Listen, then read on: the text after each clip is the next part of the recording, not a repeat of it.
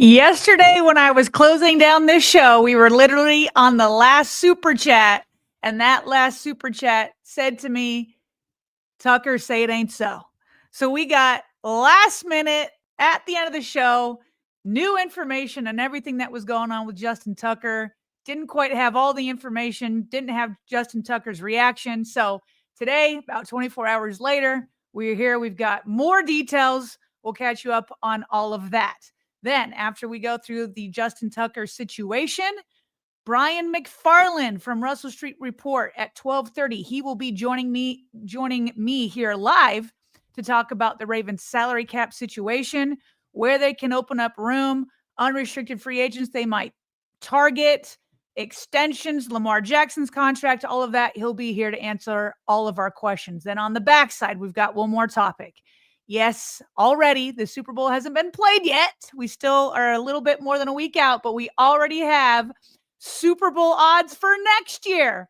So I got a segment from Get Up on ESPN this morning talking about those odds and the people that they are picking to win the Super Bowl, including former Raven Bart Scott. And then we'll get to some quick hits after that. So officially, I welcome you into the vault here on your noonday lunch live hour noonday live stream.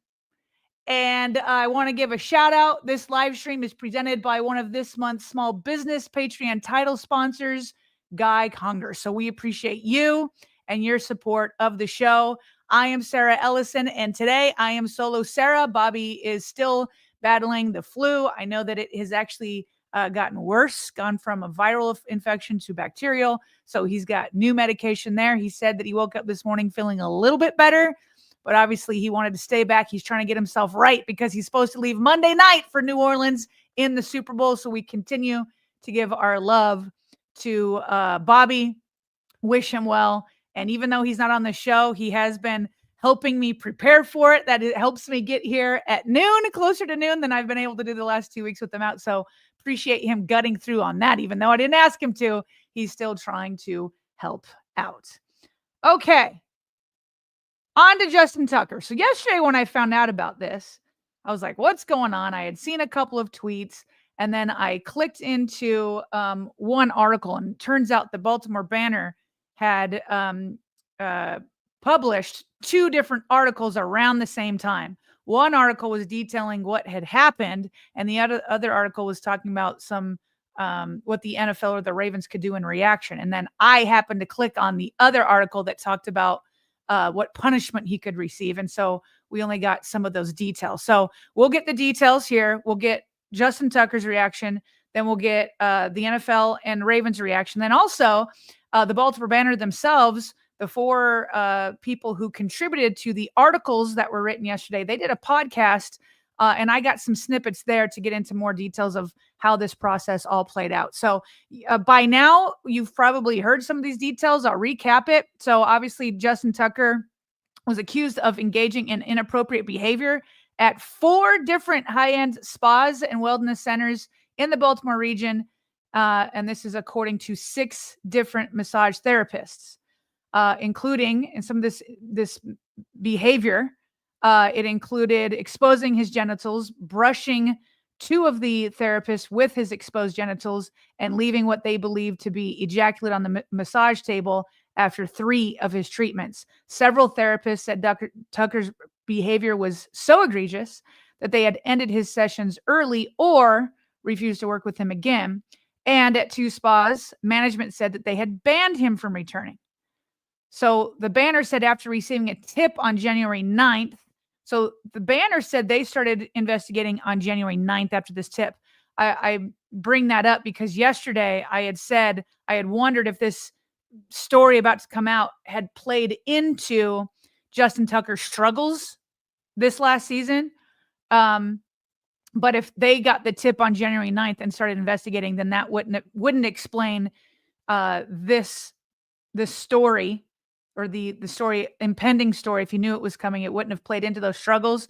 Other people have pointed out there are rumors that Justin Tucker may be going through a divorce, and maybe that is something separate. But the tip started January 9th. So it can't be that the looming story would have been what impacted his play this last year. So anyway, moving on. After receiving a tip on January 9th, the Banner began investigating and spoke to 6 massage therapists who recounted troubling firsthand experiences with Tucker from 2012, and 2012 was his rookie year, to 2016. And the Banner later noted that 2016 is a year after he married his college sweetheart. Then the last line here, the women said they had long wanted to tell their story. So that's kind of the summary of what he's being accused of. After the show ended yesterday, Justin Tucker put out a response, a lengthy response. I won't read the entire thing. You could go to his Twitter account and read that if you have not already. But some of the meat of it is in the response. Tucker called the allegations, quote, unequivocally false. Denied all of it. Okay, quote, throughout my career as a professional athlete, I've always sought to conduct myself with the utmost professionalism. I have never before been accused of misconduct of any kind, and I have never been accused of acting inappropriately in front of a massage therapist or during massage therapy session or during other body work. I have never received any complaints from a massage therapist, have never been dismissed from a massage therapy or body work session, and have never been told that I was not welcome at any spa or other place of business. In that Baltimore Banner article, I later goes on to read that Justin Tucker's lawyer said that Justin Tucker had actually been invited back and was invited back to have other sessions. And the Banner noted that it was perhaps an email that was kind of mass put out to previous clients, inviting them back and trying to get them to set up appointments. And Justin Tucker did receive that. And he also pointed out that a picture of him with massage therapists had been posted on one of the spa's websites. And so that was kind of their rebuttal to it. So obviously those are the accusations by 6 different women. And this is Justin Tucker's response. And then the Ravens responded here and the NFL, and this is via Jeff Zrebeck. He said, from a Ravens spokesperson, quote, we are aware of the Baltimore Banner story regarding Justin Tucker. We take any allegations of this nature seriously and will continue to monitor the situation. And then an NFL spokesperson, Brian McCarthy, said the league is looking into the matter and that it became aware of the allegations from the reporter investigating the story, quote, as they were not previously shared with the NFL. And then the Athletic notes here after they explained the NFL's reaction. The Athletic, authored by Jeff Zrebeck, says Tucker has not been charged with a crime and there is not a civil suit filed against him at this time. So that's kind of the summary that we did not have yesterday when we were closing up the show. So I wanted to kind of make sure we got everybody's reaction. I wanted to be able to sum up those allegations, get Justin Tucker's reaction, and then the NFL and the Ravens. Now, the Baltimore Banner additionally did a podcast. They have a regular podcast, Ravens podcast, but they did a bigger one with more people, all of the people that were involved in bringing the story to light. And I think that gives more details. At least it helped me kind of understand how this all came about. Because if you read that entire statement from Justin Tucker, not only did he deny all the allegations, but he also felt like the Baltimore Banner, he basically blasted the Baltimore Banner, saying that their journalistic practices were not top notch.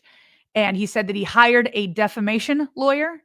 And it was after he hired the defamation lawyer that they had to then reveal exactly what he was being accused of, because he was saying before he didn't know. And then the defamation lawyer also urged them to interview other therapists or other bodywork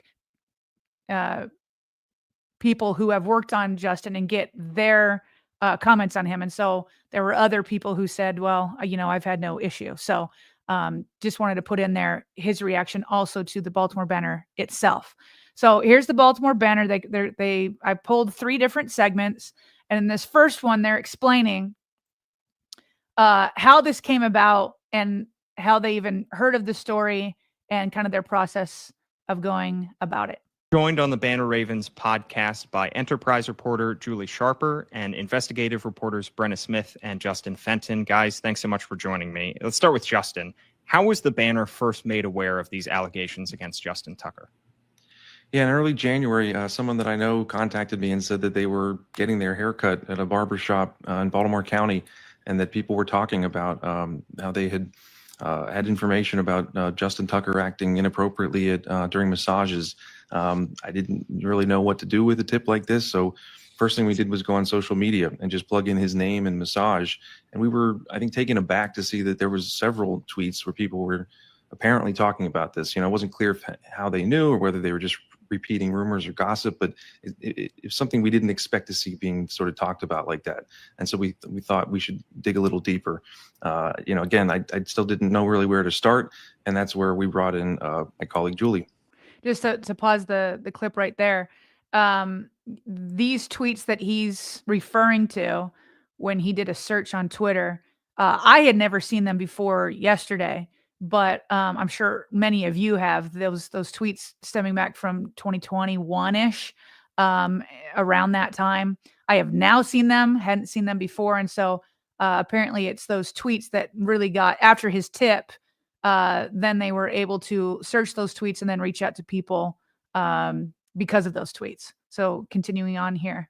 So with Julie. So Justin Fenton, was the first one to talk, and now it's Julie who also was in on investigating this report. I looked at some of those social media posts, tried reaching out to folks, and one person got back to me and actually shared screenshots that an acquaintance of his had posted to Facebook back in 2022, alleging that she had this type of experience with Tucker.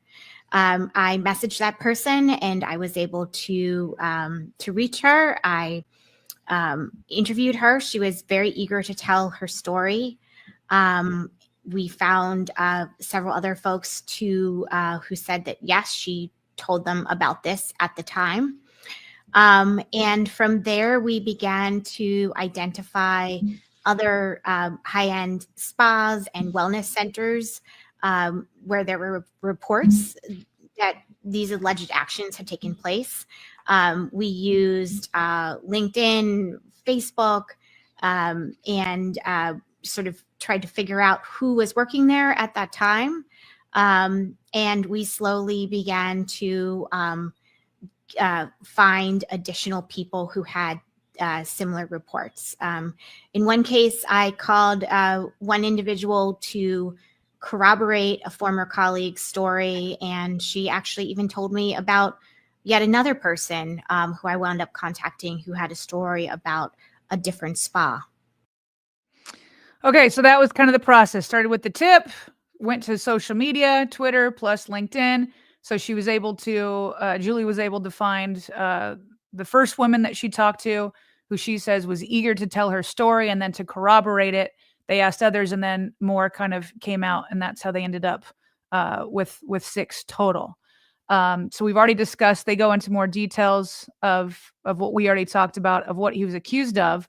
And so the next question becomes that they posed to Brianna Smith here is like, what's next? We know right now he hasn't been charged with the crime. He also hasn't been taken to civil court. Nothing's been filed there. So what's next? And could one of those two things come up? That was asked of Brianna, and here is her answer. What would be the next step in a legal process, and what kind of charges, if any, could Tucker face for these allegations? And could any of these allegations be considered criminal? We spoke to legal experts about what these potential next steps could look like. And they said there were some criminal statutes that maybe could apply to some of these allegations if proven true. But for the most part, unfortunately, all these allegations run up against the state's statute of limitations. And, in any event, these cases are rarely prosecuted. One expert did say that in the event of a civil court case, the bar for success would also be quite high. So, so just from, a court kind of a legal point of view, which obviously I am not an expert. I'm, mostly here to talk football, but we cover all things Ravens. So here we find ourselves covering this. And so not based off of her conversations with lawyers, doesn't seem like there's an obvious crime according to the law because the statute of limitations has passed. These allegations come from 2012 to 2016. It is now 2025. So there's that part of it. But then she also felt like the bar could be a bit too high in civil court. But who knows? Who knows? Maybe more things could come out. Maybe that bar could be met. I don't know. So that's her answer to what could be happening legally. Okay, but what about with the Ravens and the NFL? So yesterday when I was reading live the article about potential punishment to Justin Tucker, a zero tolerance policy had been mentioned by the Ravens. And then I said, well, that's not quite true because how you view zero tolerance may mean different things to different people. So first of all, zero tolerance from the Ravens' point of view is applicable when you know the facts, you know the truth. Whereas for some other people, zero tolerance is like you hear about it, there's allegations, like he's done. And so Jonah Schaefer is going to kind of explain the informal policy the Ravens have had. And there's a quote in there from John Harbaugh that says we kind of have zero tolerance, but explains kind of the more details behind it, which is probably fair. Like you need to be able to see each situation on its own, right? And so here's Jonah Schaefer and the Ravens kind of informal policy of how they deal with situations like this, or obviously domestic violence, which this clip starts off talking about Ray Rice, which is domestic violence. Obviously what's happening with Justin Tucker is different. So here they are talking about the Ravens' informal policy towards these types of things. 2015, a year after the Ravens released Rice, then general manager Ozzie Newsome said the team would avoid signing and drafting players with any domestic violence incidents in their past. Now, I want to be clear that Tucker is not accused of domestic violence. But what have the Ravens said about their team policy in recent years, and how has that played out with their personnel decisions under general manager Eric DeCosta? It's been an informal policy. I think it's largely guided how they make those roster building decisions, Paul. They haven't been a team that's invested significant draft capital or significant salary cap space in players with red flags like domestic violence incidents. It's also influenced how they talk about domestic violence incidents. In 2022, John Harbaugh was asked for his reaction to Deshaun Watson's 6-game suspension following accusations of sexual misconduct with massage therapists. He said that he respects what Steve Bisciotti has created in Baltimore and Dick Cass almost 10 years ago, referring to the fallout from the Ray Rice situation. He also said, quote, basically, we're kind of zero tolerance. You have to know the truth. You have to try to understand the circumstances, but we've stayed away from that particular situation. When we draft players, when we sign them as free agents, we just haven't dealt with it. That's Steve's decision, and I'm glad that we have that policy, end quote.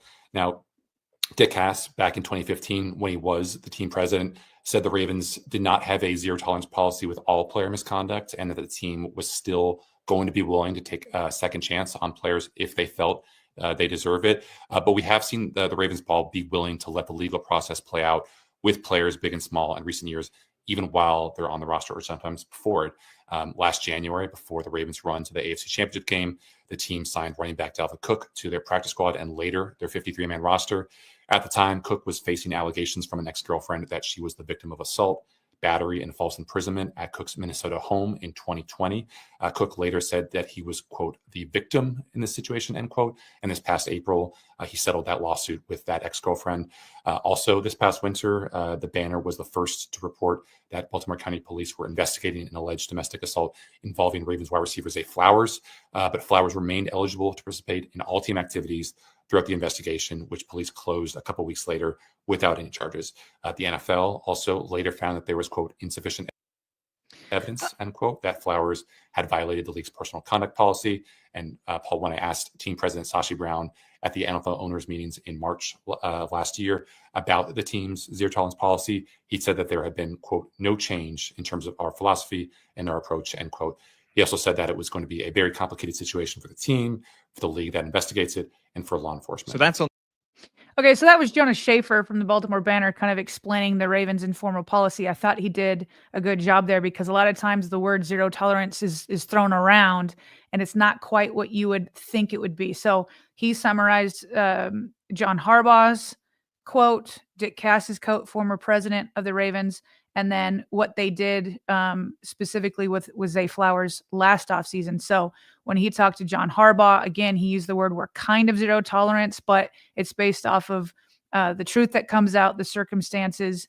But generally, when they're signing somebody, they try to stay away from it. So obviously, you have to get the truth behind allegations, see if the allegations are indeed true or if there is a potential that they could be false. And so whenever somebody says zero tolerance, I'm like, that's kind of not true, but kind of is true. Once they know what's happened, it sounds like they have zero tolerance. Dick Cass, though, said earlier, the previous president, as Jonas just summarized, that in some cases, some people deserve a second chance, right? They deserve redemption. Now, that may vary case by case, but in some cases there is we feel they deserve a second chance. And then he also pointed out that the Ravens in the past have allowed the legal process to play out.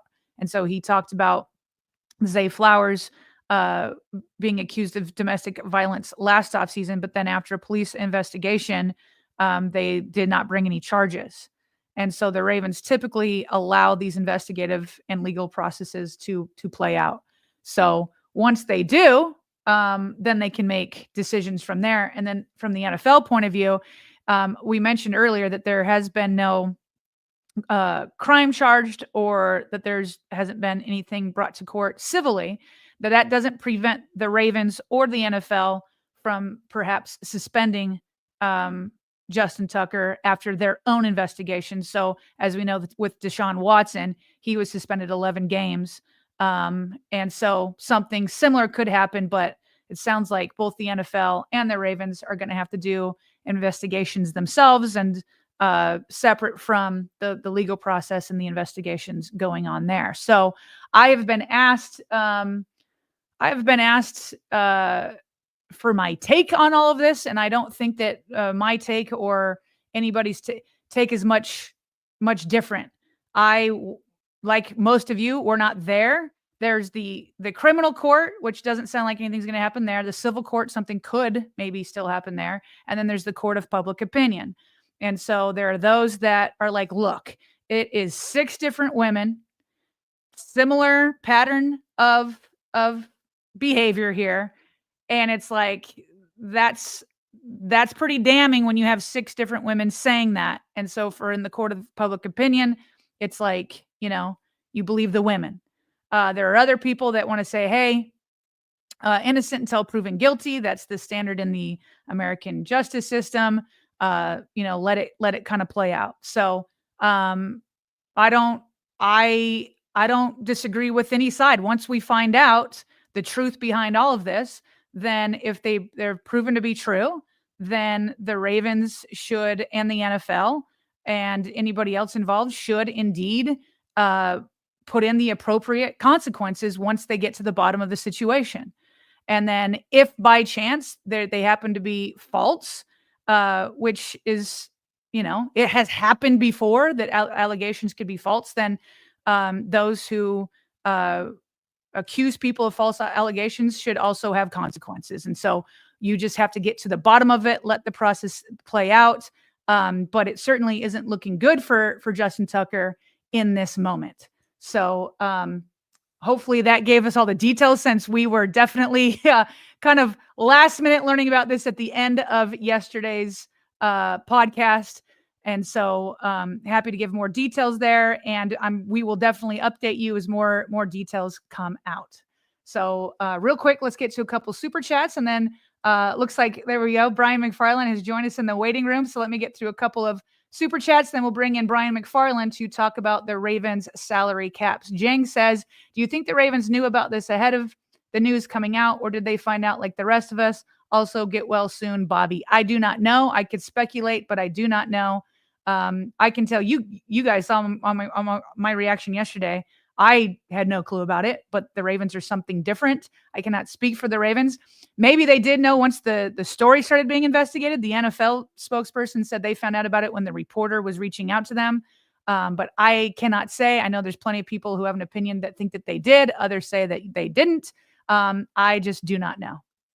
Captain Hard, I think the Ravens knew and did their own investigation and maybe found him innocent. I can't see the Ravens hiding anything after the Ray Rice thing and the time we lived in, especially not for a kicker.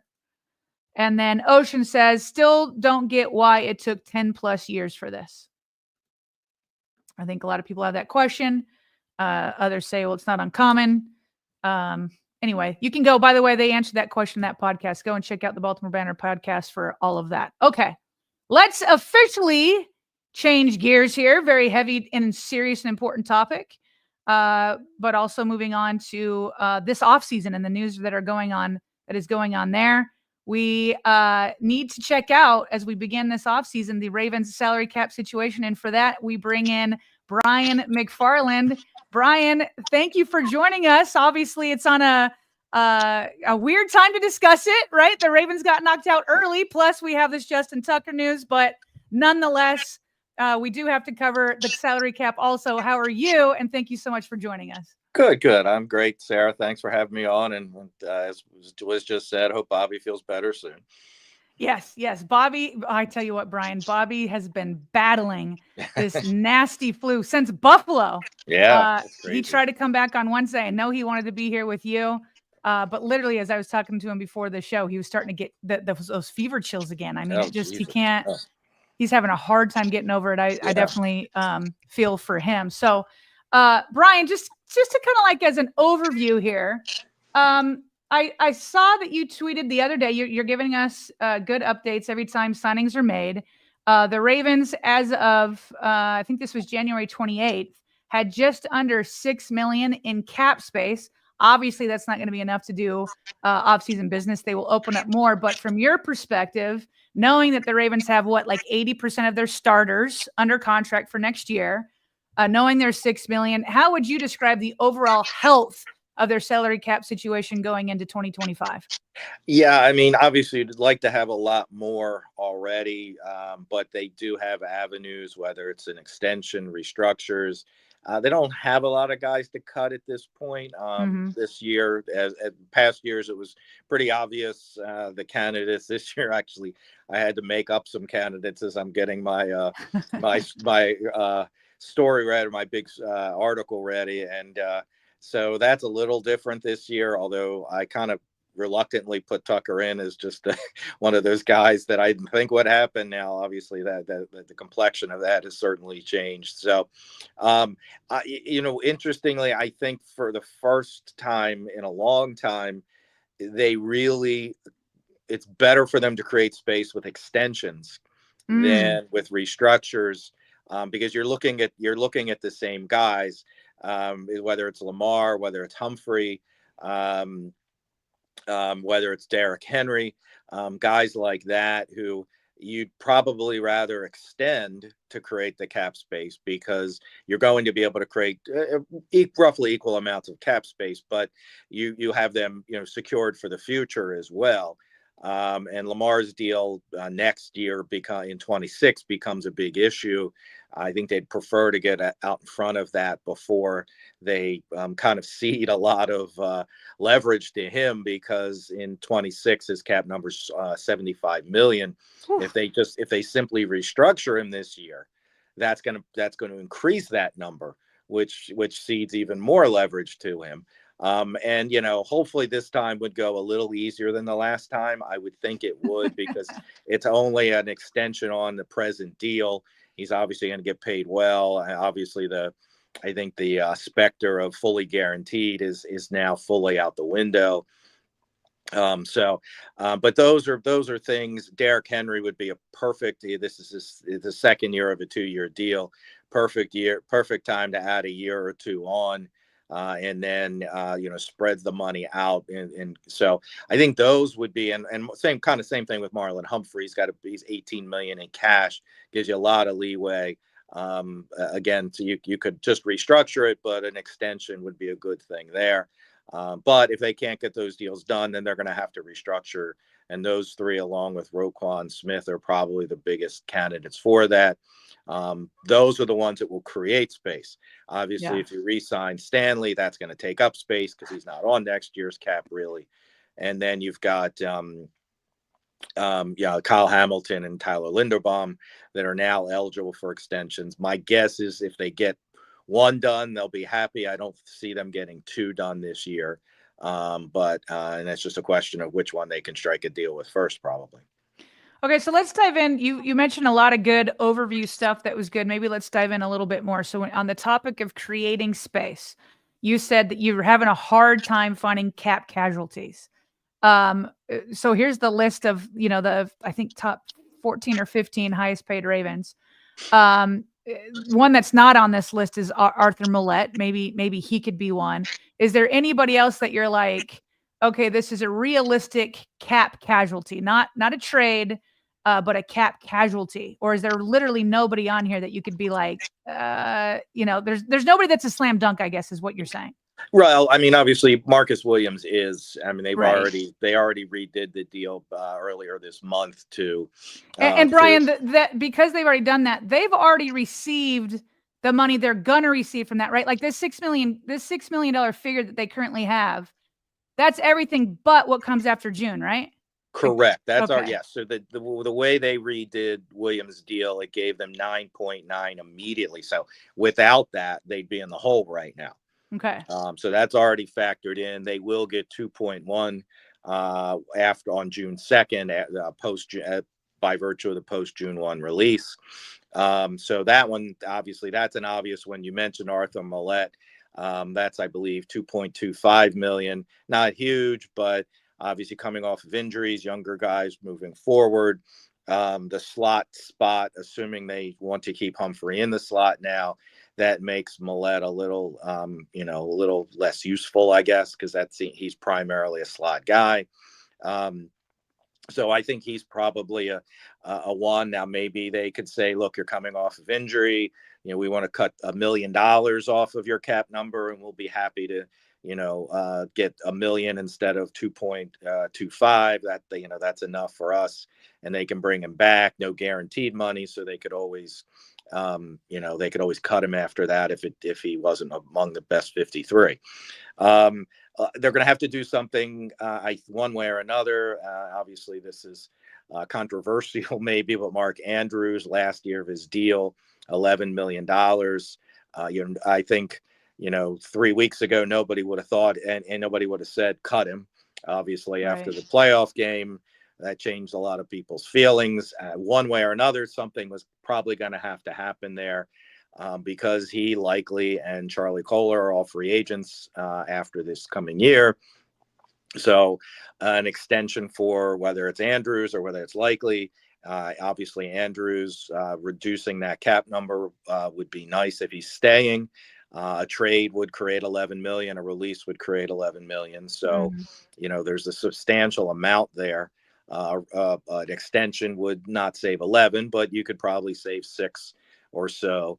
If they extended him, does that mean likely is gone next year, or is there an extension that could be, I don't know, somewhat modest to where you could keep likely?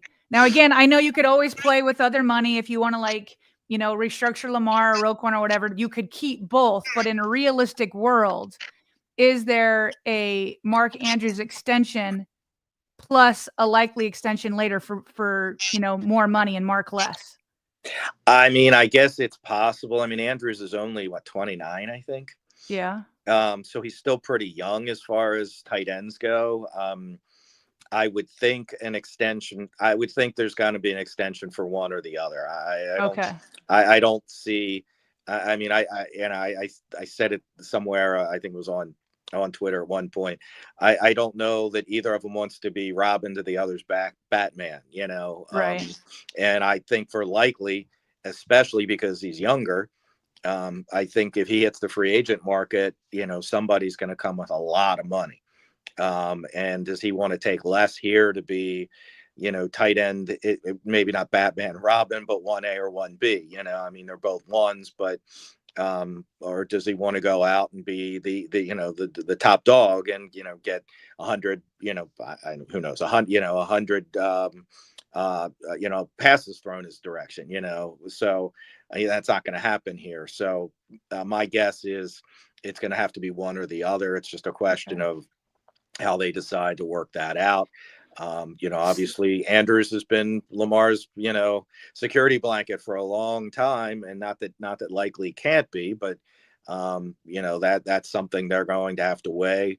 And I know Lamar has a say in it, so to speak, but that factor has to factor in, you know, his comfort and, you know, his you know, he and Andrews always seemingly being on the same page most of the time. Certainly it doesn't always happen, but doesn't with any receiver for sure.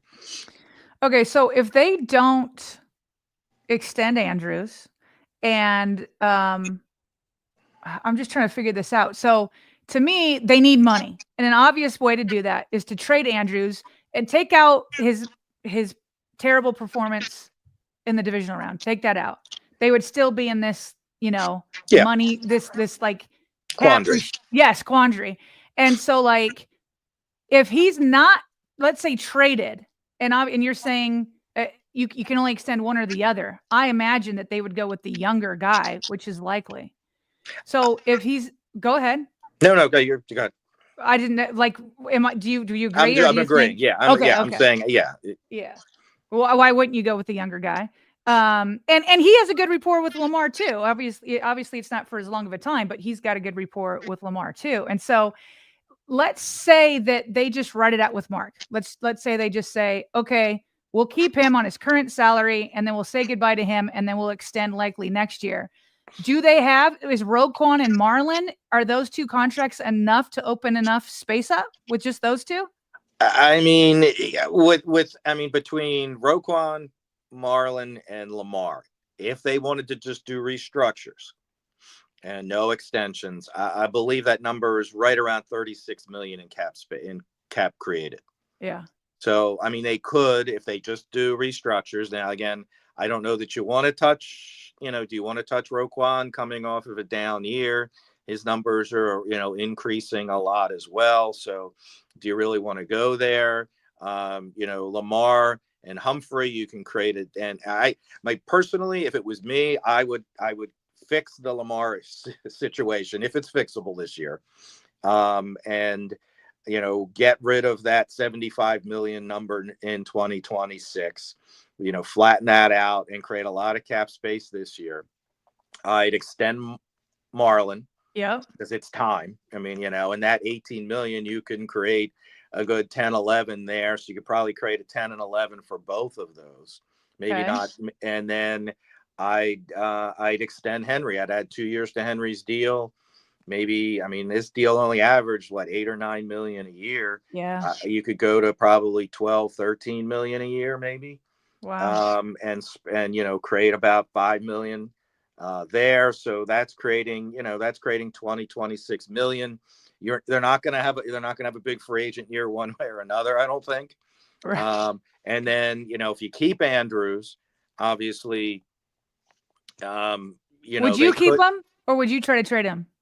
I mean, if they are committed to Likely as their quarterback for the future, then I think you try and trade Andrews and get that 11 million. You know, it changes the dynamic for sure, but it's not like you're drafting a guy and hoping he's going to come right in and be plug and play or something like that. You've got a guy you're comfortable with.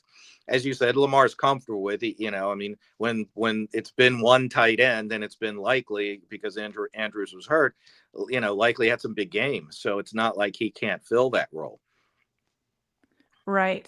Okay. So going back to Lamar, when you say you want to fix that, you're not talking about a restructure where he doesn't even need to come to the table, because you could just take his cap number and play with it without even needing to have much negotiations. Like you're talking about. Are you talking about a fix like after the Ravens went through 3 years of Flacco and then they redo the contract? That's what you're talking about. Okay. Yeah, I'm talking about avoiding that, because if they restructure him, that 75 million becomes 80 million next year and 80 million the year after. So, I mean, they can restructure. I mean, they could go to him and he could say, let's talk next year. And that's the end of it. Okay, so we're going to restructure it because we need that. We're going to have to get that cap space. And, last year they didn't restructure him when I thought they would. And I think, part of my thinking now is because they didn't want to raise that 75 too much. Because if they restructured him last year and they restructure him this year, then that 75 is 85, in 2026. So from a cap perspective, they can create cap space with an extension and fix 26 and 27. And you might have to do this again in 3 years. I mean, this is what happens with the Steelers with Ben Roethlisberger restructured every couple of years. I mean, that was just the way, and that's all star veteran quarterbacks with these big numbers. They never really get to those big cap numbers because they just keep pushing it out. And then in the end, you're going to have a bundle of dead money at the end, but you've gotten you're more 10, 12 years out of your player. Yeah. No, and Lamar's obviously worth every penny. So real quick, before we move on from clearing space, you said fix Lamar, trade Andrews. This is what you would do. Fix Lamar, trade Andrews, Marlon extension, Henry extension. You didn't mention Roquan. Would you leave Roquan alone? If you can get the other things done, I would leave Roquan alone. Okay. Until he comes into camp in great shape next year, and it looks like Roquan of 2 years ago, not Roquan of this past year, because I wouldn't extend him certainly, and restructuring is just going to make the next 2 years, bigger cap numbers, and then you're forced to cut bait when you might not necessarily want to, because it becomes an untenable number. So I would leave him alone. You can have him in your back pocket, so to speak, at the trade deadline. If you need if you need more cap space to acquire somebody, you could always restructure him then, because it's not a full restructure. It's kind of half of the restructure at that point. But it could create the necessary space to bring somebody in. So, and then what kind of shape he's in, how he's been playing for half of a season at that point as well. And then real quick, just because obviously the Justin Tucker news is everywhere. It's what I addressed before you came on here. There's investigations that have to go down and this and that, but let's just a hypothetical go down the rabbit hole that, there's truth to these allegations and the Ravens need to move on from Justin Tucker. Right here, I have the chart up from Over the Cap. Looks like he'd be $7.5 million in dead money. What would a Justin Tucker cut due to the salary cap beyond that 7.5? Yeah, I mean, if it came to that, now he has no guaranteed money in his deal anymore, so at least we don't have to worry about that. So that 7.5 is from prior bonuses and restructures. So you can't do anything about that, other than I would assume they would use a post June 1 release on him like they are on Williams. They have two of those that they can use prior to June 1. So that would be number one, and number two, that would spread out that dead money. So that would actually create $4.2 million this year. They would not get that cap space until June 2nd. Right. But that would be money, they can budget around that, knowing they're going to have that. And that would go towards practice squad and, towards their in-season expenses, so to speak. That would split that 7.5 in dead money over, it would be like 2.9 this year, I think, and 4.6 or something like that in 20. So there would be dead money on the cap next year for it, but as opposed to, because if they cut him without that, then they owe $400,000 more than he actually cost right now. So I would think they would do that. I think that post June 1 would be, it's making the best of a bad situation at that point. and they got to deal with the cap going up next year, and hopefully that will help absorb some of that dead money. So moving on to some of the unrestricted free agents, we were having this conversation on the show yesterday. Ronnie Stanley. I imagine the Ravens would like to have him back after a comeback year. But my question has been like, well, at what price? So he signed that deal 5 years ago, 5 years, almost 100 million, just underneath that, with an annual salary of 19.75 million. So to me, I feel like the Ravens should at least give him an offer. I don't know what he could get out on the market. I imagine he would want to go test the market. But what would be the appropriate offer to him, given his injury history, but also that he just bounced back and is technically going to the Pro Bowl as an alternate? So what do you think they would have to offer him for it to be competitive for him to return? Yeah, I mean, that's a tough one because, and you mentioned it, the injury history is substantial. Mm-hmm. So I don't know. He's going to be, I think, 31 next season. So I don't know how he will be viewed around the league. I mean, offensive tackles can play well into their mid-30s in some cases. Both Ravens and, or not both, but the Ravens and other teams are going to have to factor in, basically the restructure they did last year. They took this year off the deal and basically put him in a prove it year. So was that motivation something that, may not exist other than it being a prove it year? So all of those have to that all factors into their thinking. I wouldn't be surprised if somebody offers him, because obviously that, as you said, the deal was 5 years ago, prices have gone up. Mm-hmm. So I wouldn't be surprised if somebody comes in with an offer right around 20 a year. I don't know that the Ravens will go there. Obviously last year they already tried to go younger on the line. You've got Lamar's contract going up. Even if they do extend him, it's still, going to be bigger cap numbers over time. Do you want to do a 3-year, $60 million deal? And he could structure it so that it's not going to be 20 in the first year cap number for sure. But, I have a sneaking suspicion that he will not be on the team next year. I just think someone will offer him more than the Ravens are going to be willing to go now. And, a lot of this factors in, do they feel that Rosengarten can move over and be left tackle next year? I mean, that's a huge question they have, because if they feel yes, then it's easier to find a right tackle a little later in the draft, just like they did with Rosengarten. He was 3rd round. So, he was the 10th overall tackle. So I imagine the depth there is going to mean something to them too, being number 27. So yeah. So, that's, and I haven't looked at the draft much, as far as how deep that factors in as well, how deep the tackle pool is, the class is this year. But I think they're going to have their price. They're going to say, hey, Ronnie, this is where we are. If you want it, great, we'll sign you today. If not, if you think you can get more, go out in the market and see what you can get and come check back with us. But usually that check back with us means if you're getting more somewhere else, then, we're going to say, thanks for your service. We would love to have you back, but we can't go there. So do you think the Ravens, so you're saying you're not sure they could get to 20 million, right? That's like a gray area. So to me, I was going to ask you about the transition tag, but the transition would be between 22 and 23. So if they won't go to 20, I don't think they would use the transition tag. What do you think they would offer 18 and say, go find something better if you can? Yeah, 17, 18, 17, I 18. would think. And I think the injury history is the biggest factor here. Right. Because obviously we saw what happened with the last deal, and, they didn't get their money's worth out of that. And are they going to be willing to take that chance again? I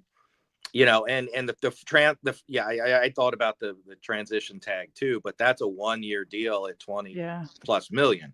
Yeah. If they did go to 20 million for, let's say again, 3 years, or add a void year or two at the end, just to, spread some of the money out, they can probably get a first year cap number of 12 million, let's just say. So that's a lot more Mm. workable than a transit. I mean, that's far, better option than if they're going to go there than a transition tag, other than the transition tag is 1 year and you don't have any obligations if it fails miserably. Whereas a longer term deal, there probably be some more guaranteed money or dead money in the future, where the transition tag, it's all in 1 year and there wouldn't be any future cap implications if it didn't work out. So I had kind of felt like if the Ravens were able to re-sign Ronnie Stanley, that Patrick McCary would for sure be out. But if your suspicion that they won't be able to get Stanley back is correct, do you see McCary also leaving, or do you see them being like, well, now we for sure got to get McCary because he's at least a backup. He's played backup tackle before. You could maybe move Roger. Do you think that increases the chances of McCary coming back if Stanley's gone? Yeah, I mean, I think again they've seemingly and they kind of mentioned it. DaCosta, I believe, was the one who mentioned it about they made a concerted effort to go younger. Mm-hmm. And again, I have a feeling. I mean, if they get McCary again, whatever that right price is, I think they would bring him back. I don't think. I mean, he played so at guard this year. I don't think left tackle is a place you really want him anymore, at his age. Right. So I would think, I mean, I think Josh Johnson would be the guy that, if they're going to bring somebody back to be the backup left tackle, I would think it would be him. Now, obviously it depends, if they moved Rosengarten over and then drafted a right tackle, is that a guy that could also play left tackle as well? So if something happened to Rosengarten, you switch him over, and then I have a feeling McCary's gone too. I just okay. So you see both of them. You see a world where they're both moving on. I do. I mean, we've seen, we didn't think Ben Powers was worth as much as he got. We didn't think John Simpson was worth as much as he got. So we'll see what Ben Cleveland gets. Right. Well, he didn't even with no wear and tear. So who knows? He's going to get more than they're going to offer, clearly. But so those were guys that were starters that they ended up letting walk because they got more than I think anybody was expecting. I think Ravens fans were thinking we can get them back, but then the offers they got elsewhere. So whether now McCary's older than those guys, right? So that might be a little different proposition than those guys, but I just have a feeling. I'm feeling there's a good chance that both of them are gone and they go younger. And then, because again, you've got big cap numbers with other players. And I mean, it's, you got Ben, although they'll draft somebody really high. I'm sure they've got 11 picks. So I'm sure there's going to be at least one tackle, at least one interior guy there, maybe two tackles, who knows, depending upon how free agency plays out. Absolutely. Okay. But Pat Ricard's coming back, right? Well, that one I feel pretty strongly. Yeah. Cause there just aren't that many teams that use him, use fullbacks like that. And the one team I'd be most worried about is the Chargers, but they have their own Pat McCary. And I'm sorry, they have their own Pat Ricard, a guy that was also a defensive lineman that they turned into a fullback. So he's not as good as Ricard, but I think they're probably, that's their guy. So I don't think they'd be a concern.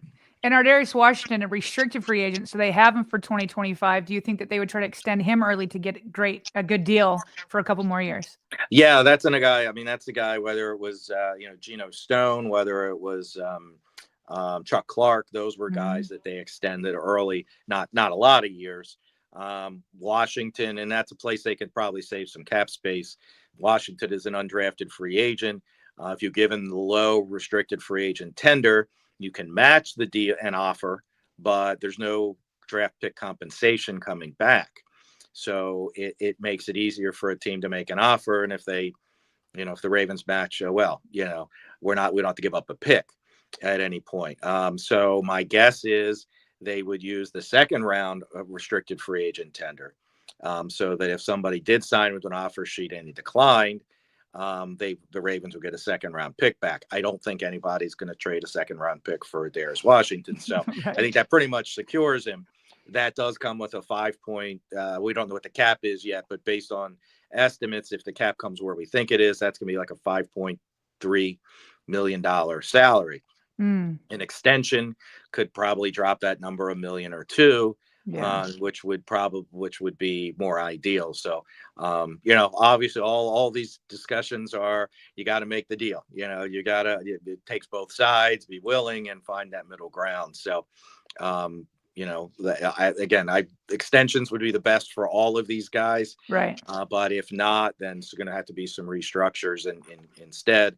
But Washington would certainly be a guy that it would behoove them not just to lower that cap number, but obviously to secure him beyond next year.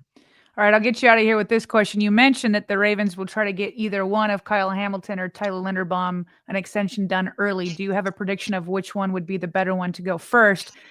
I don't know, maybe because you have Kyle Hamilton for that fifth-year option. I don't know if that changes things, but which one would you attack first? Yeah, I mean, the only variable there, I mean, I think that it would be Hamilton just to get him secured. Mm-hmm. That said, the fifth-year option is cheaper for Hamilton than it is for Linderbaum. So if you have to play one of them in 26 on the fifth-year option, you'd probably rather it be Hamilton, because the fifth-year option number is based on just safeties for Hamilton, where it's based on all offensive linemen for Linderbaum, and that means, and centers are usually the cheapest paid, but you got everybody thrown in, and tackles are obviously highly paid. So from that sense, it would make sense to, if you can only get one done, and ideally they get one done this offseason, they get one done next year, because you don't want them to have to play on the 20+ million 1 year, basically 1 year deal at that point. Right. You want that long-term deal. So if they feel they can get both of them done, it probably doesn't matter. But if they get one done now and one done next year, but if you want to look at, the variable of leverage, I guess we'll say, then getting Linderbaum done sooner, because that's a bigger number, which sometimes makes it harder to get a deal done, even though he's a center. I don't say that as, it's putting him down in any way. No, I know what you're saying. Numbers are the numbers, Yeah, no, when your average salary is based off of all offensive line, and there's tackles in there who are one of the most expensive positions, that makes sense. So Brian McFarland, thank you so much for joining us inside the vault. For those that don't follow him, I don't know why you're sitting under a rock. Go over to him on Twitter at Ravens Salary Cap. You can go over to Russell Street Report. He posted his 2025 Ravens roster preview. Brian, is there anything else you want to plug or anything coming up? Yeah, soon enough. That was just kind of that roster preview, is just to get that kind of those facts out there. My big preview article, which breaks down all the cuts, extensions, the numbers, things like that. Working on that now. That's kind of a behemoth. So I hope to have that out at worst right after the Super Bowl. Hopefully I can get it out next week before, but it is a bit involved. It's long. So and sometimes my brain just isn't there to get back to it, but I'm working on it. It's already started. So so hopefully we'll get that out soon, but certainly the Monday after the Super Bowl at the latest. So perfect. I'll be honest. I'm excited for that, because when I was getting ready to have you on, I was like, I got to go he always has this annual cut/trade chart. And I refer to it maybe 3 dozen times throughout the off season. And I was like, oh, he doesn't have it yet. So you let me know that it could be coming. It'll be before or after the Super Bowl. That's good news to me. So thank you. Thank you for all your work. Everybody, he is the guru Ravens salary cap go-to. Go check him out on Twitter and at Russell Street Report. Brian, have a great day. Appreciate you. You too. Have a great weekend. Thanks for having me on. Man, what a great guest. He's just so full of absolute knowledge. And so my takeaways from that, at least what Brian would do to create space, is to address the Lamar Jackson contract this offseason, not next offseason. He's not talking about a restructure. It's like redo the contract, similar to the way they did with Joe Flacco after 3 years. He said he would trade Mark Andrews. I mean, honestly, where else are they going to get money? Like he said, there's not a lot of cap candidates, and you have the up-and-comer in Likely. So this is going to be very interesting. Then he says extend Marlon Humphrey, which I think he's the perfect extension candidate. He wants to be a Raven for life, and he's already been talking about moving over to safety. So eventually, I think he's going to get a few more extensions. Keep him at corner for as long as he can, and then move him over to safety and he'll do good deals with the Ravens. He said to extend Henry at an average of $12 million per year. It'll open up cap this year, but that is a lot. I think it's an $8 million average now. But boy, oh boy, did we see he's got juice. I wouldn't hate keeping Lamar and Henry together for not just next year, but even beyond. And then he said to leave Roquan's contract alone. He's like, you don't want to mess with that with the way he looked. And then he did summarize, just in case we find ourselves in the situation where Justin Tucker needs to be cut again, we still need to get to the bottom of this. He denies all allegations, but just looking down the road in case they need to cut him, Brian recommended a post-June 1 cut, which would create $4.2 million this year. Then obviously that money would have to go towards another kicker. Most kickers are not as expensive as Justin Tucker. As we know, he's been the most accurate kicker in the history of the NFL. Okay, what'd you guys think? Pretty good stuff from Brian, right? I thought so. Haven't been able to look at I was trying to focus on Brian and not look at the chat. Sometimes when I look at the chat, I'm not listening to people when they're talking. And I wanted to make sure I gave Brian my full attention, because numbers can sometimes, you gotta focus on numbers. That's for sure. Yeah. Ray Dog saying Henry can play till he's 34. I mean, the cliff comes. When the cliff comes, it comes, and it comes quickly. But boy, oh boy, was he looking good this year. I mean, I love him. I love him next to Lamar. All right. Okay. All right. Now I've got one more topic to hit and then quick hits. The Super Bowl odds are out, and I'm not talking about the Super Bowl that's coming in about a week from now. We're talking about the Super Bowl that will come in February 2026. And yes, we're already talking about that, because why not? The Ravens aren't in the Super Bowl right now. So might as well start the conversation, especially since ESPN Bet came out with the odds. At the top of the list, as you can see here on the graphic, the Chiefs, Ravens, and Bills are all essentially tied for their Super Bowl odds.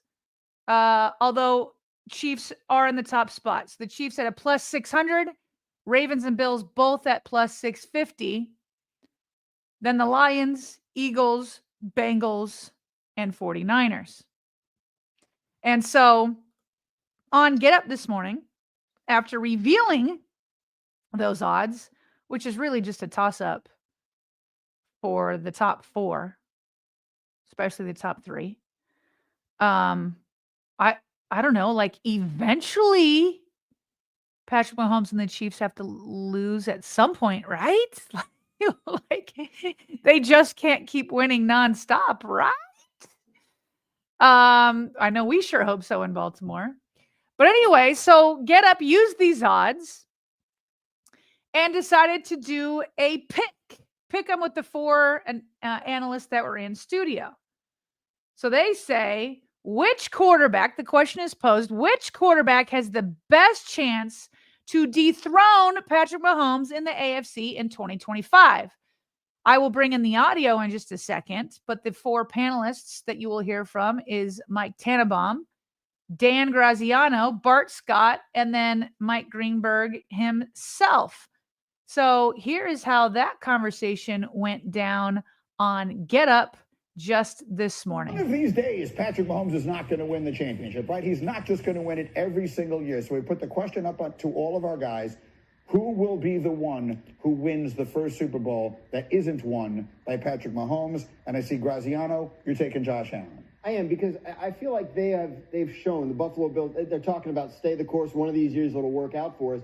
They believe that, but they're also not afraid to get aggressive to improve their team, right? We've seen them trade a first-round pick for Stephon Diggs, right? We've seen them stretch for Von Miller in free agency. Obviously, that didn't work out as well. So you know that the Bills have a sound structure that gets them back there every year, and you also know that they're not afraid of trying to make that move to get them over the top. Mike T, why do you go Lamar? Because outside of Derrick Henry, this group is extremely young, including Zach Orr, their first-year defensive coordinator. I think the coaching staff's going to get better, and I think when you think about Zay Flowers amongst others, just give this team a little bit more time together.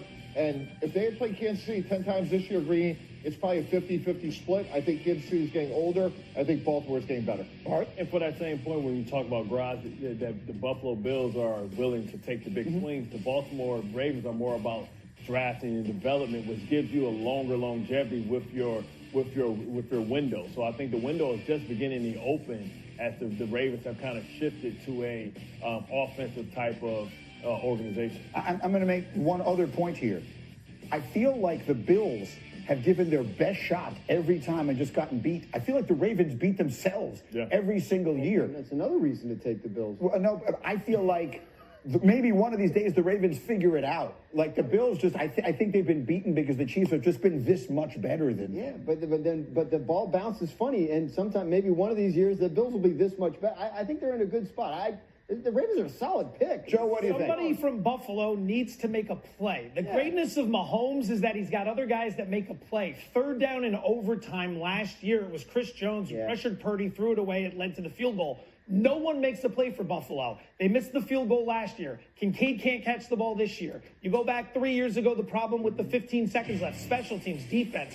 Someone just needs to step up. Now to your question, Greeny, NFC, San Francisco 16-1, positive injury regression. Everyone's checked out on him because of how bad it looked this year. That's the price. Joe, what about Mark Andrews if he makes the play on the 2-point play? That's the Ravens consistently shooting themselves in the foot. Yeah. The Ravens will find a way to lose, but that's an excellent point as well. Like The turnovers. Buffalo had no turnovers, still lost. Woo, a lot of good points being made there in a quick debate, short discussion.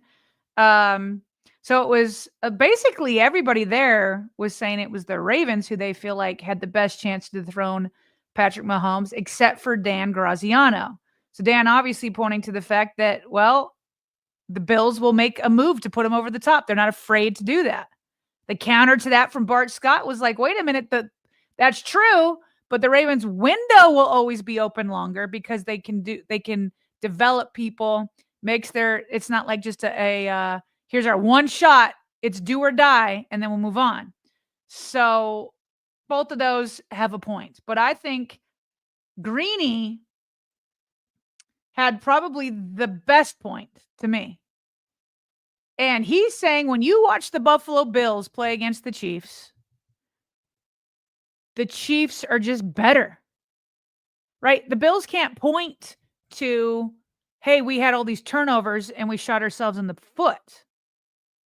Okay, the Bills say, you watch the Bills and it's like, you gave him the best shot. Now, you did beat him in the regular season, but you're now 0-4 against Patrick Mahomes in the postseason. Now, maybe if the Bills do what Graziano said and they go out and they just get that one guy that puts them over the top, maybe they can do that. But as currently constructed, it's the Chiefs are just beating the Bills. No turnovers. There should have been turnovers. There were 4 fumbles by the Bills plus 2 near interceptions, but sometimes luck plays into all of this. And luck was on the Bills' side, and despite all that luck, with the ball bouncing their own way, they couldn't get over the hump. And people might want to point to that Kincaid play. I get it, but that was no Mark Andrews catch. The level of difficulty was a massive, massive gap. You could run the Nile River right down that, okay? Mississippi River, whatever you want to say. There was a gap between the degree of difficulty between those two catches. And I agree with Greeny. It just doesn't look like the Bills can beat them in the postseason. Meanwhile, with the Ravens, you just don't know because they keep shooting themselves in the foot. Catch the ball, Mark Andrews. Don't turn the ball over. No fumbling, no bad interceptions. In other games, it was penalties. You're not getting beat outright. So Dan says, well, that's a reason to keep going against the Ravens. And Greenberg and the rest of the crew are like, no, they're going to figure this out. They're going to figure this out. And you guys can tell me if I'm wrong. Obviously, both last year and this year, the way the Ravens got knocked out was devastating. And there were some that were just depressed after both. And there were some that had to have a social media fast and not consume anything. So for sure, both. But just talking from a person who's been has had to continue on Twitter and on YouTube and the podcast world and interacts, to me, it feels like there's more hope of returning this year than there was last year. Now, you can speak for yourself. I'm talking about the listeners that I've interacted with. Depression both times, believe me. But it seems like there's more hope this time, more based off of how the Ravens lost with shooting themselves in the foot rather than just getting out-coached last season. But you guys tell me, is there a difference for you guys? Do you have more hope after this year, or did you feel more hope after last year? Let me know in the chat. Maybe you feel the same. Maybe you feel the same. Maybe you've lost hope overall. Meanwhile, yesterday, I made a note on Twitter about Lamar Jackson. We know that Lamar has decided not to go to the Pro Bowl, despite it being just a couple hours down the road from where he resides in Florida. And he's mostly been silent on social media. He hasn't done any interviews. He just wants to go and be by himself, which is fair.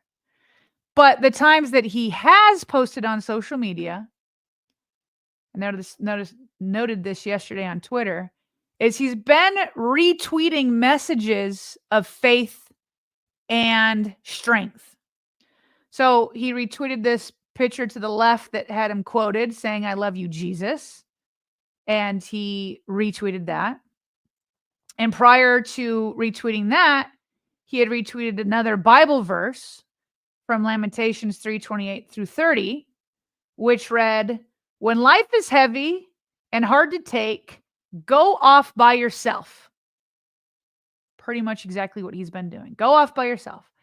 Enter the silence. Bow in prayer. Don't ask questions.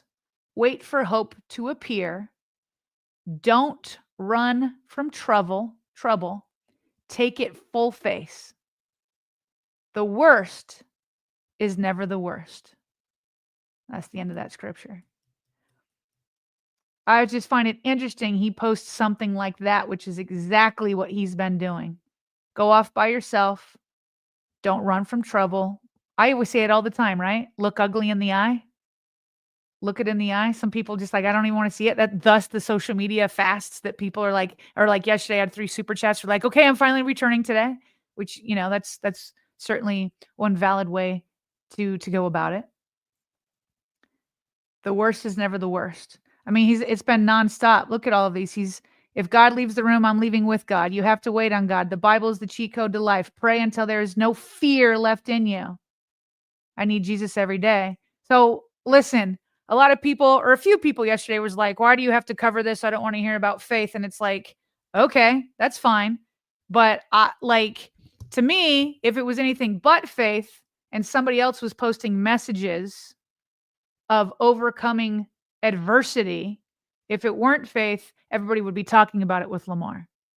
Okay, but a lot of the media just avoids this topic, which is fine. That's their prerogative. I don't, because I think it's what is the foundation for the quarterback of the Baltimore Ravens, Lamar Jackson. This is his foundation. This is his way of working through a very disappointing loss.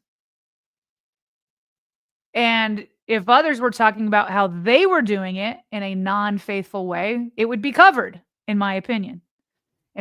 So I want to cover who Lamar Jackson is.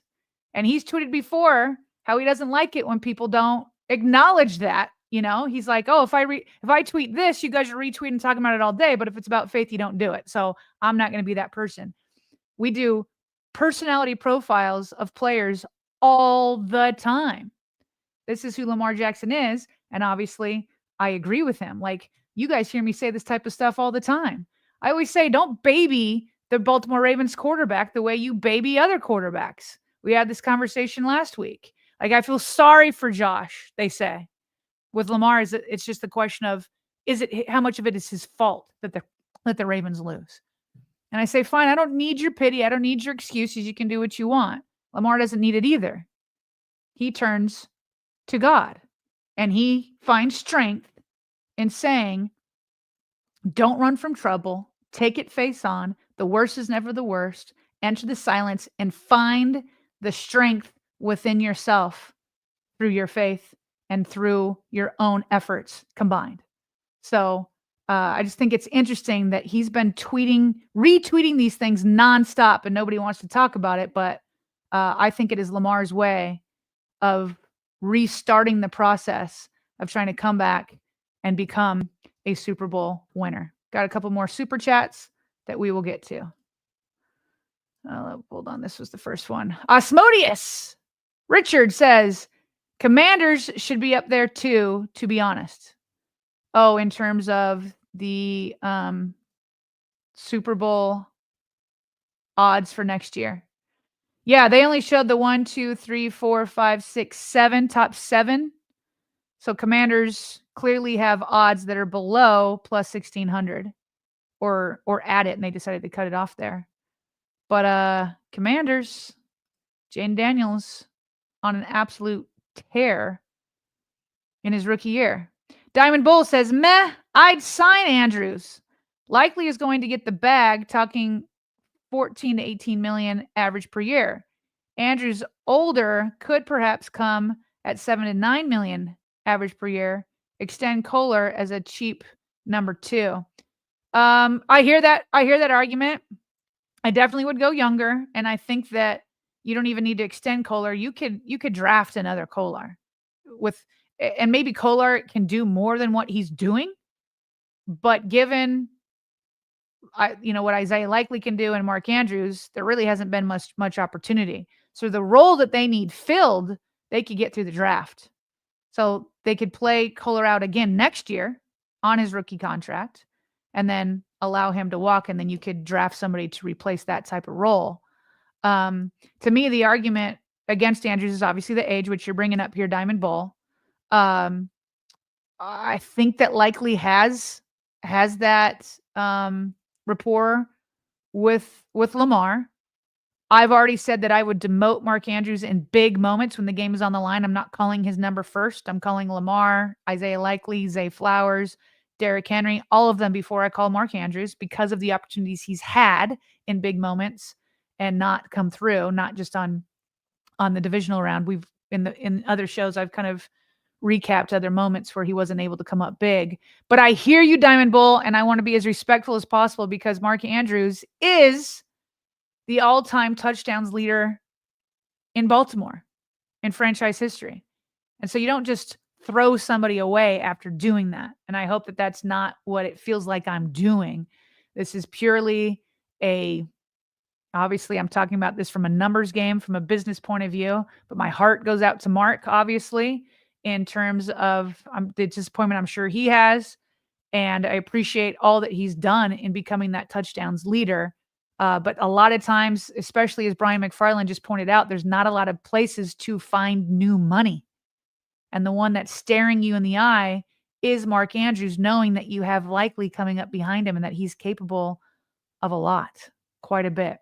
So, but I don't fault anybody that says, oh, I'd want Andrews back, because I definitely get that point of view.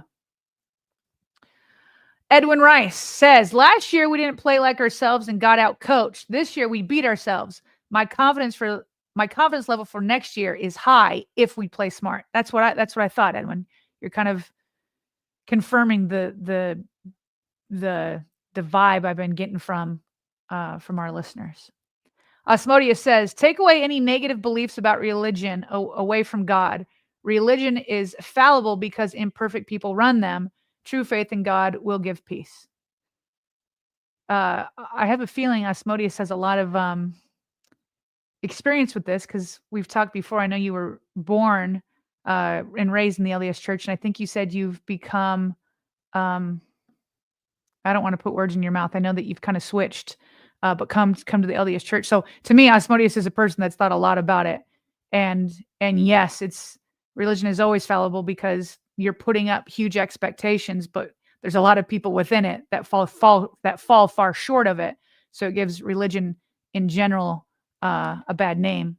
And Asmodius says, true faith in God will give peace. I have found it. That's been my experience. Others would disagree, but that has definitely been my experience. All right, let's get to some quick hits and we will finish up. We're getting some of the first images of the Ravens down at the Pro Bowl in Orlando, Florida. We know 4 people decided not to go, Zay Flowers being one because of injury, but also Lamar Jackson, Derrick Henry, Roquan Smith, and who was the last one? There's one more because then Ronnie Stanley and Kyle Van Noy came in as alternates. Who else decided not to go? Oh, Justin Madubuike. Okay, but the Ravens still have 6 there, including Patrick Ricard, Kyle Van Noy, Kyle Hamilton, Tyler Linderbaum, Marlon Humphrey, and Ronnie Stanley. And I laugh at Marlon Humphrey because you know that dude is just soaking up every single minute of the Pro Bowl. Marlon is not the type of guy to turn that down. Okay, Marlon is like, yeah, I'm gonna be there, and I'm gonna have fun while doing it. So those are the guys. Some of them going to be in the relay races. Marlon's going to be doing a punting contest. We're going to have tug of wars, all that kind of stuff. So I'm sure we'll get clips coming through. And just last quick hit here, I wanted to follow up because yesterday I did a pretty long segment talking about the debate they had on First Take yesterday with Stephen A. Smith, Cam Newton, L. Duncan. And they talked about what is more impressive, a Super Bowl appearance or an MVP. I mean, if you're comparing an appearance and you lose, no, hands down, I'm taking the MVP. But somehow the conversation morphed into ring versus MVP. But at one point, Cam Newton made the point that if you put the Philadelphia Eagles and Jalen Hurts in the AFC, he asked, would they have gotten to the Super Bowl as many times? Then Twitter was quick to point out that Jalen Hurts is 14-1 against AFC teams since 2022. Fair point to bring up. He goes on to explain that the only loss came against, of all people, Zach Wilson.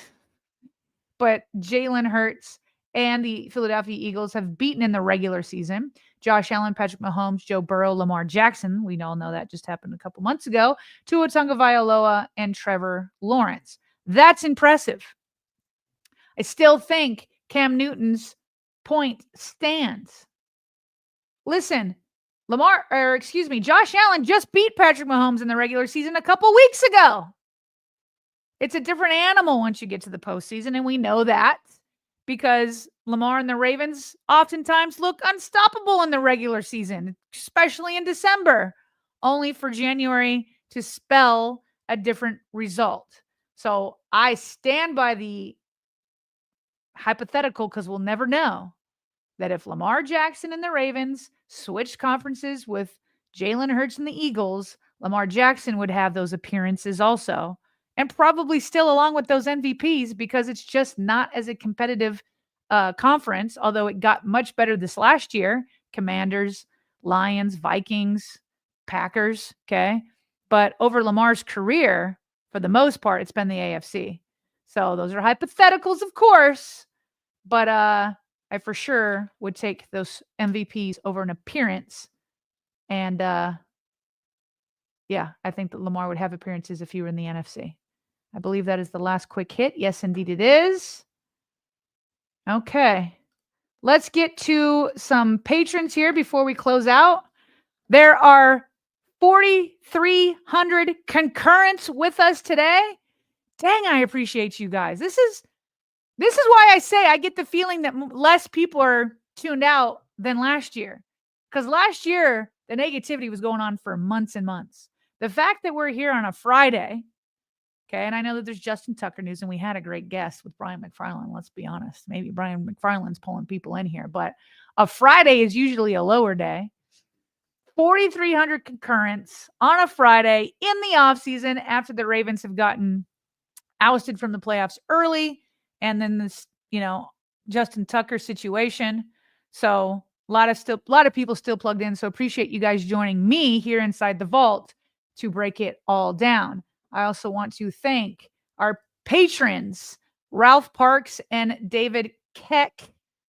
Appreciate you guys for supporting us month in and month out. If you too would like to support us through the Patreon community, check out the show notes with the link to our Patreon page, and you can join one of several different tiers, anywhere from $1.99 a month to $5.99 if you want to get a shout out, or $4.99, I believe it is, and then it goes up from there. But appreciate you guys for supporting the show, and again, want to give a shout out to this live stream's small business Patreon title sponsor, Guy Conger. So thank you guys for joining me. Keep praying for Bobby Trossett. Bobby, I hope you are doing better. Hope these antibiotics are helping you.